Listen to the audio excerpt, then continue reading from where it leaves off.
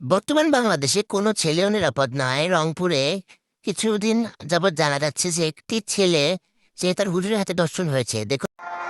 আমরা অনেক ছাত্রই এরা ছুটি যাওয়ার পরে এরা সবার জায়গা বোর্ড এরা থাকে, এরা মাদ্রাসার হালকা একটু একটু কাম করে এই জিনিসগুলো করতে লাগা দিচ্ছে। তারপরে এদিকে আর আসুন তোর লাগলে এমন ছিল। ওর পরে আমি আর কিছু করি, আমি একটা জিনিস কমুন আরো কমে করলে গুণ হইব।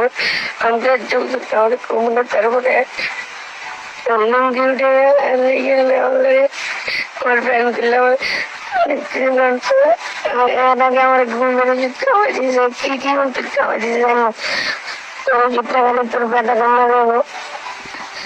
দ্বিতীয় দিন কি করছে, আমি যখন মারা গেছি আমি তো আর জানতাম না। তারপরে আবার ওষুধ খাবার দিচ্ছে, কয় কি ধর এটা ওষুধ খেলে অনেক ভালো হবো, খাবার দিচ্ছে। এটা তোর খালি তোর ভালো হইব, এটা ভালো ওষুধ। আর তিনটা ওষুধ আছে, একটা হয়েছে কি কি ওষুধ জানি না, কয়েছি একটা একটা লাস্ট একটা হয়েছে কয়েছি ব্যথাটা কমে যাবো, একটু খাই এটা খালি তোর লাগে ভালো হইব।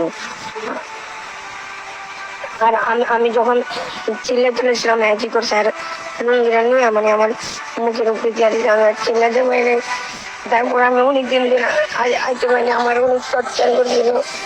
আমি আজ সকালে উড়ি চলে যা আমার আর দিদির কাছে গেছি, এখান থেকে যাতে মার্কেট গেছি আইটা। এরকম ঘটনা কিন্তু বাংলাদেশে প্রথম নয়, বেশ কয়েকটি ঘটনা ঘটেছে। হয়তো না জানি আরো কত ঘটনাই অজানা এবং অপ্রকাশিত রয়েছে।